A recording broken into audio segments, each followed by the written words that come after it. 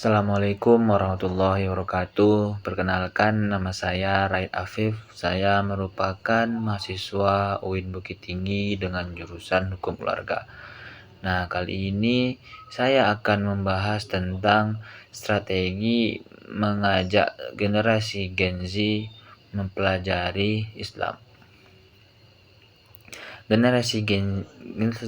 Generasi Z atau Gen Z merupakan generasi yang lahir dan tumbuh di era perkembangan teknologi digital. Mereka hidup berdampingan dengan internet, media sosial, dan akses informasi yang sangat cepat.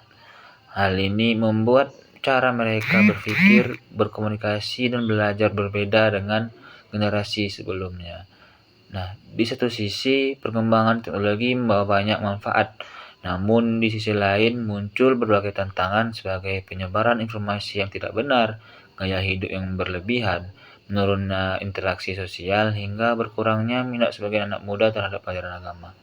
Nah, karena itu diperlukan strategi yang tepat agar Islam dapat dipelajari dengan cara yang dekat dengan kehidupan Gen Z.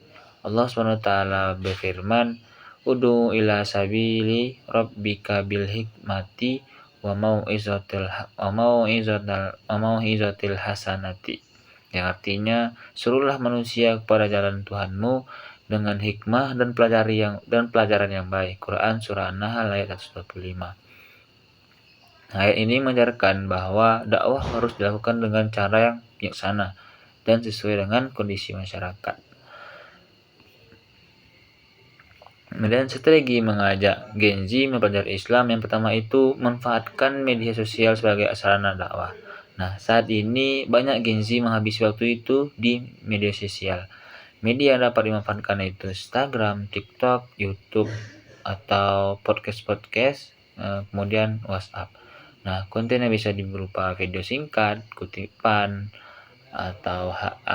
ayat atau hadis, kemudian cerita inspiratif, kemudian motivasi tentang Islami. Yang kedua itu menggunakan bahasa yang mudah dipahami.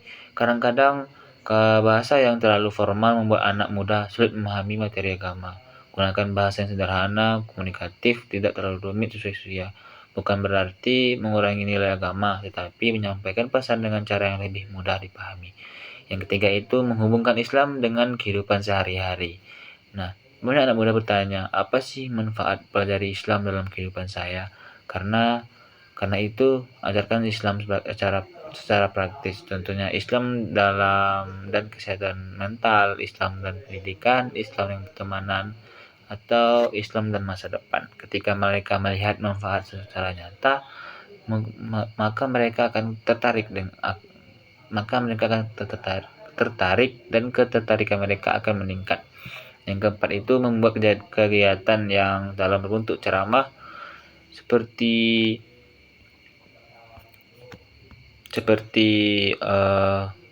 khutbah, seperti pengajian, seperti kemah Islami, atau kegiatan sosial. Yang kelima itu membangun komunikasi atau komunitas yang positif.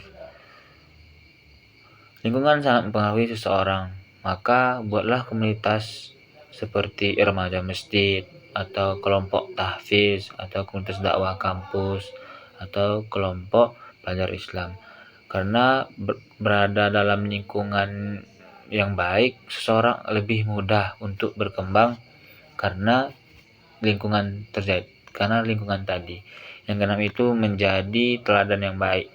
Nah, anak muda sering lebih memperhatikan tindakan daripada ucapan. Karena itu, pendidik, orang tua, dan tokoh agama perlu menunjukkan akhlak yang baik, sikap menghargai, kepedulian, dan kejujuran. Nah, Rasulullah SAW menjadi contoh terbaik dalam berdakwah melalui akhlaknya. Allah SWT berfirman, "Wa innaka la'ala khuluqin azim." Dan sungguhnya engkau benar-benar berbudi, pekerti yang agung. Quran surah Al-Qalam ayat 4. Yang ketujuh itu memberikan ruang untuk bertanya dan berdiskusi. Nah, sebagai Gen Z, memiliki rasa ingin tahu yang tinggi. Terkadang mereka memiliki pertanyaan seperti mengapa kita harus sholat, mengapa Islam melarang sesuatu, dan bagaimana menghadapi perkembangan zaman. Pertanyaan seperti ini perlu disambut dengan terbuka, bukan dihindari.